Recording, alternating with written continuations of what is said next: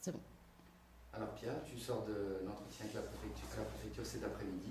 Donc est-ce que tu peux nous dire un petit peu qui tu as rencontré, les sujets qui ont été abordés, les perspectives peut-être que nous pouvons attendre? Alors, je vais te répondre volontiers. Donc, nous avons été reçus par Madame Souliman, par Madame Bacle, par Monsieur Lemaître. Était présent également le responsable de l'AFPA, donc, qui s'occupe du bâtiment. Il y avait une autre personne qui n'a rien dit, dont je ne connais pas le nom.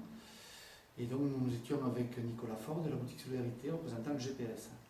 Donc en fait, et pour faire bref, ce qui a été dit, c'est un ultimatum. C'est-à-dire que toute négociation est interrompue tant que nous restons dans les lieux. Donc on nous a donné jusqu'à demain 18h pour donner une réponse, en sachant que donc, les négociations seraient rompues et rien ne serait entrepris tant qu'elle ne quitterait pas les lieux.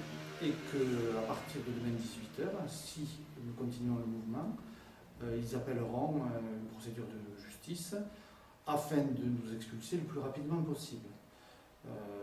Les dialogues ont été assez durs, eux nous renvoyant l'illégalité et le fait qu'en pleine négociation nous prenons des initiatives qui les mettent en difficulté, et nous leur renvoyant l'illégalité de laisser mourir des personnes à la rue et en leur rappelant la responsabilité qu'ils avaient devant la fermeture de l'hôtel-Dieu, de la Pujade et du déménagement sur la zone Thibault, et aussi les conséquences de la fermeture de l'Halte de Nuit.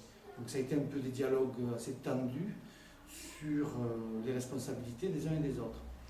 À un moment donné, il nous a été proposé, toujours si l'on partait, que dès lundi se mettait à la recherche d'un local en lien avec la mairie pour accueillir 15 à 20 places, de grands précaires, en sachant qu'ils seraient obligés de piocher dans des budgets de CHRS ou de centres d'hébergement. Donc c'est-à-dire déshabiller un endroit pour habiller un autre. Donc voilà les propositions qui ont été faites, en sachant que l'ambiance était assez tendue et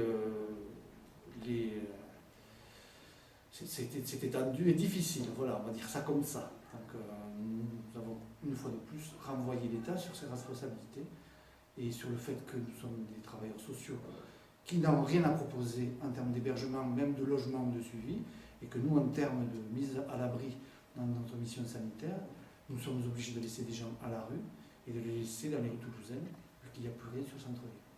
Je pense que j'ai fait un résumé assez large de ce qui a été dit. Donc, à l'AG de 18h, la réponse officielle du GPS sera donnée. Je pense qu'elle sera négative sur l'évacuation du lieu. Voilà. Il y a eu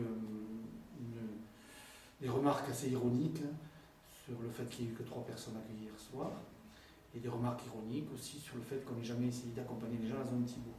Ce que nous avons complètement démenti en leur expliquant que de voir errer des gens en bord de rocade complètement perdus à côté de l'incinérateur, c'était pas mettre les gens dans une situation de sécurité, et que de fait, voilà, ces personnes ne pouvaient pas aller sur ces lieux.